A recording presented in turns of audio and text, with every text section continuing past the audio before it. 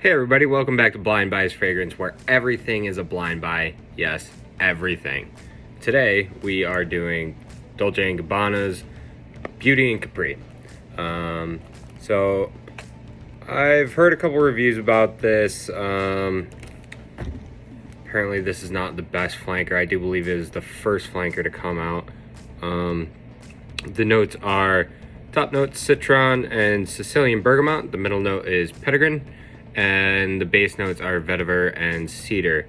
I'm sort of a fan of cedar, so I do believe I'm going to like this. I would note they made the effort to put a nice sticker on the top, so I'm going to make the effort to try and save that as well. Sometimes when I cut the bottoms off of these boxes, I pick the nicest side. Since we are cutting into the box and doing an unboxing, we only really get one shot at this, so.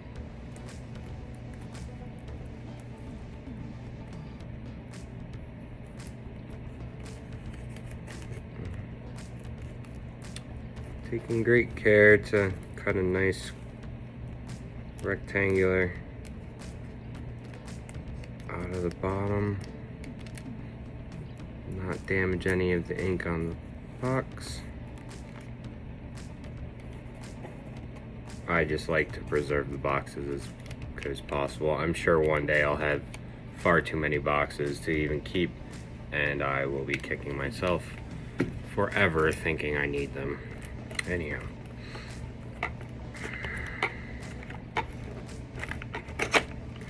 I would note, I do like these boxes on the Beauty of Capri Swimming on the Pari, which I don't have on order, and the other one which escapes me currently. Anyhow, so right away I can smell it, almost like it didn't leak, but you can smell it through the cap, and I can smell the cedar right away. I love these bottles. I love the color of this juice, this nice blue.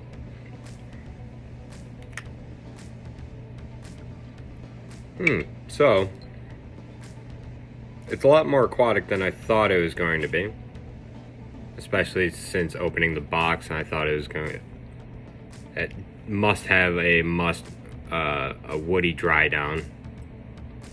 That's the cedar.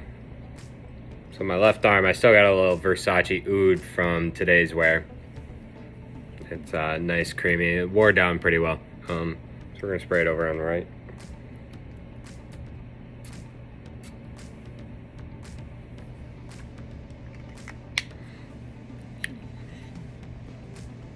Beauty of Capri, eau de toilette. Eau de toilette. So on first impressions, I'm really getting that bergamot there, and definitely down low you can smell the vetiver. It's definitely what it lends itself to somewhat of an older scent, I would say, somewhat closer to what my barber back in middle school might have wore. That vetiver definitely stands out, I believe, but it's not distasteful in any way. Some people lean away from the vetivers. I don't really dislike them. I suppose I haven't really tried a vetiver that's too ridiculous yet. Overall, I think I am going to like this. I'm going to wear this tomorrow and get like a longer dry down on this, see what the performance is like, see if there's any sillage or anything like that. I do believe, of course, this isn't going to work as a winter scent. Although it is nice and fresh, and whenever I'm indoors, of course, it's going to be fine. There's actually no reason it can't be worn in winter. I think really the only things that can't be worn at any specific time are just really overly sweet, heavy, spicy winter scents in the summer. I just don't think they belong. Although you can wear whatever you want. That's up to you. Anyways. So we'll be back with the dry downs and everything else, and stick around. Thanks for coming to another Blind Buys unboxing, first impressions, and we'll see you on the next one. Peace. So yesterday I wore Dolce & Gabbana's Beauty of Capri to work. We didn't really do much yesterday. It was kind of a BS day since the blizzard hit. I wore 3 or 4 sprays, 2 on the neck, 1 on the back, and maybe 1 on the arm. And it wasn't really, the performance was lacking. Let's not beat around the bush, but the smell itself is actually very nice. I would say, I realized later, and it's kind of a dummy moment, but it has all the sensibilities of a blue fragrance. Just in a lighter package. Go figure, light blue's in the name.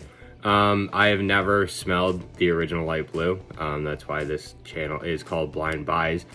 I have never smelled any of the mains or anything else. That's why we're getting all first impressions on almost everything. You only get one first impression, otherwise you have to fake the second one. So we're getting all real first impressions on all this. So I do enjoy this scent. I will wear it in the summer, and I assume it'll probably do a little better. It is a little bit cold here in New York, currently in December. So the other thing is, I noticed that it sort of smells like what my coworker wears, and I have also never smelled what he wears other than when he wears it, but he says it is Invictus. I do not own Invictus. I've not went to a store and smelled Invictus, so I don't actually know if this smells like Invictus. But it sort of smells to me like what he wears. And that's not really all that bad. It's a blue fragrance with blue sensibilities. You can't really hate it. I think it sort of smells... I mean, it doesn't smell like Dylan Blue, let's be real, but it's sort of in that same, you know, blue sensibility vein. But I actually sort of like this a little bit better, but it really does not have the same performance of Dylan Blue, which I do have in my collection. We're not really gonna get a real first impression of it since I've already opened it and worn it. That's just how it goes. Here forth, we're gonna get first impressions and real impressions, real unboxings with very little editing, because let's face it, I'm kind of lazy. But we are gonna get a very good variety of stuff that we really don't, or I didn't find in quick skims. Stuff like Ajmal Khas. So we're gonna be doing videos like that here coming up. So stick around. Thanks for coming to this this video of Blind Buys, and we're gonna have more stuff coming here in the future. Thanks.